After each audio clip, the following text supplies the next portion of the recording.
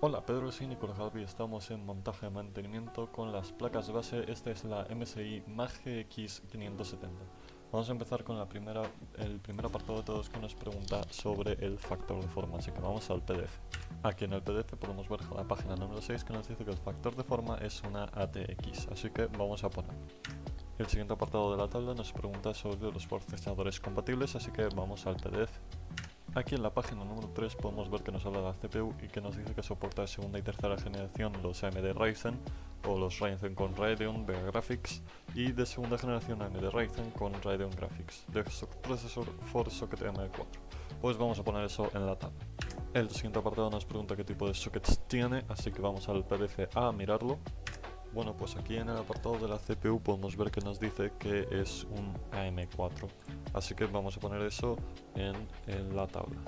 Los siguientes tres apartados nos preguntan sobre la memoria RAM, diciéndonos qué tipo es, qué ranuras hay, cuántas ranuras hay, la capacidad máxima de esta RAM y cuál es la velocidad que tiene, así que vamos a verlo.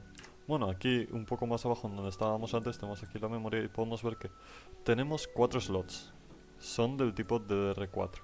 Soportan 128 GB y podemos ver que depende de cada tipo de la generación o de qué tipo de es, soporta distintas velocidades. Así que tenemos, por ejemplo, de tercera generación es desde 1866 hasta 4600 más MHz.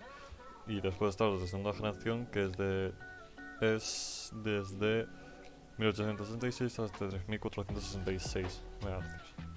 O si no, tenemos aquí el de PCR de 4600, de 3600, de 3866, de 4000, 3600. Así que vamos a poner todo esto. Vamos a poner todo esto en cada apartado que le corresponde.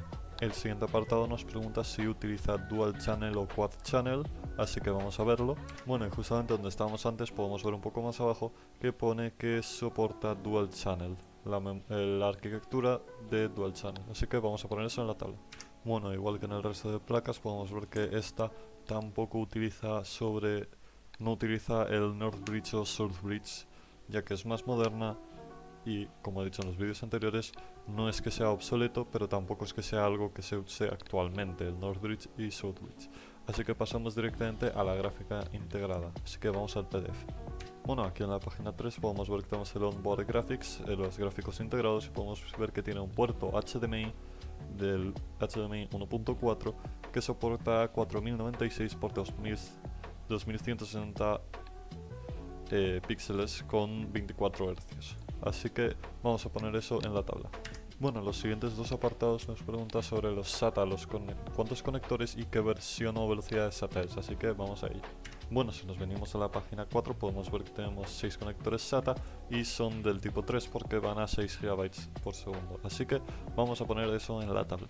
Bueno, en el siguiente apartado podemos ver que nos pregunta sobre los conectores M.2, así que vamos de vuelta al PDF. Aquí podemos ver que nos dice que tiene dos slots, dos huecos para M.2 y tiene uno que es para el procesador AMD normal y otro que es para el AMD X570. Y podemos ver que soporta, el primero por ejemplo soporta el PCIe de tercera generación o de segunda generación y el segundo puerto soporta de tercera generación y el segundo soporta de segunda generación. Así que vamos a poner esto en la tabla. El siguiente apartado nos pregunta sobre las ranuras de expansión, el número, la cantidad y el tipo, así que vamos a ver. Aquí en la página 3 podemos ver que tenemos un puerto de PCIe de 4.030 de 16 slots, tenemos otro que soporta módulos de por 4 y tenemos dos de 3.0 de un slot. Así que vamos a poner eso en la tabla. Y por último son los puertos externos, así que vamos al PDF a buscarlos. Bueno, y aquí en la página 10 pues tenemos una imagen bastante explicativa y bien hecha de todos los puertos que tenemos. Tenemos un botón para flashear la BIOS, tenemos un botón para el teclado barra ratón, tenemos dos puertos USB 2.0, tenemos antenas conectores de Wi-Fi, tenemos dos USB 3.2 de primera generación, tenemos un USB 3.2 de segunda generación de 10 GB por segundo del tipo A, tenemos más de lo mismo.